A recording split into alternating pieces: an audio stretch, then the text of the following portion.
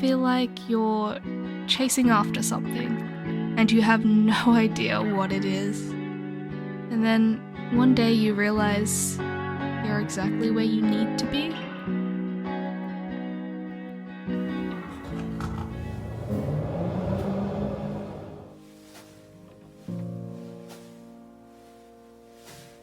I could talk about all the things that led me here.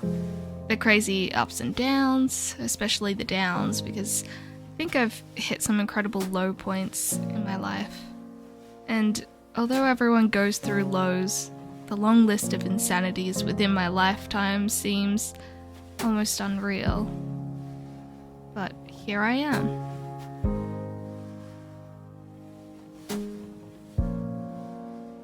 I moved across the country a year ago. This is my second time doing this. The first time was somewhat unsuccessful due to the worldwide pandemic, but eventually I ended up back in Melbourne. I made content on and off last year, but never really addressed being here. Maybe I didn't want to jinx myself, so I never really mentioned it. But my life the day I moved to Melbourne in 2024 is different to my life today in 2025. And even more different from when I tried to move in 2020. And I'd say that I'm different. I don't mean for this to seem like woe is me, because I think, like most people, I don't always want to talk about the sad parts of my life. This is more me being reflective, I swear.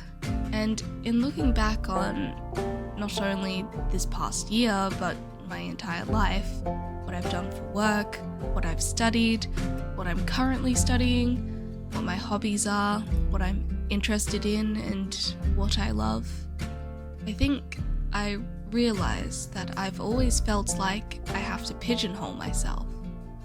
Pick something and stick to it. A niche, a creative field, an idea.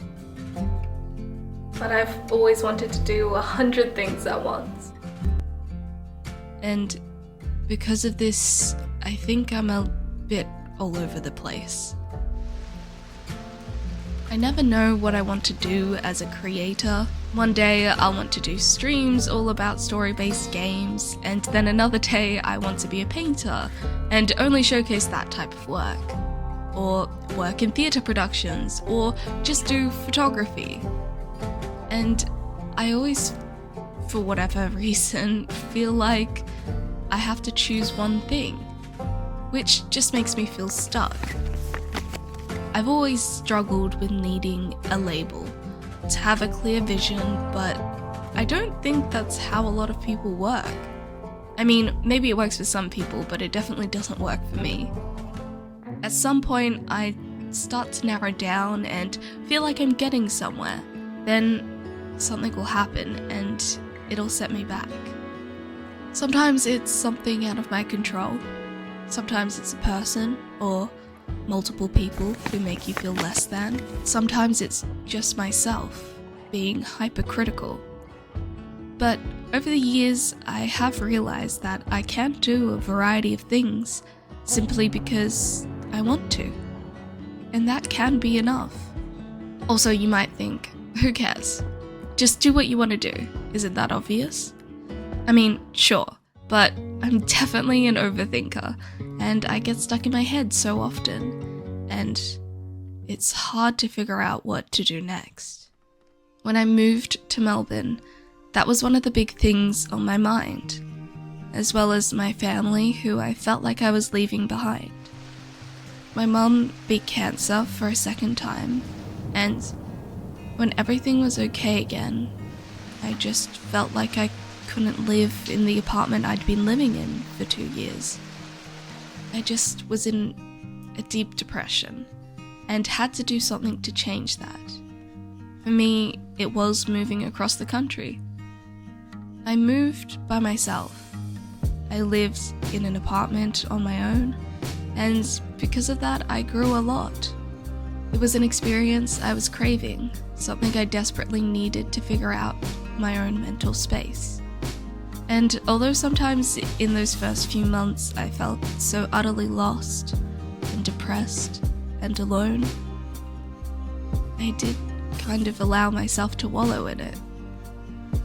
I had to force myself to do a lot of things, but there are a lot of things I don't think I could have or would have done if I wasn't here. Like attending DreamHack or auditioning for things, being an extra in TV shows, working in theatre productions, doing freelance editing. But Melbourne brings a whole new level of opportunity for me in this field, as well as other creative fields. I've documented small parts of this along the way on Instagram or just sharing with my friends, and I think I'm at a point now where I really am happy with where I'm at. It feels like I can finally see the full picture of everything, which maybe is what your 20s are meant to be about anyway, but I wasn't so sure I would ever see that picture.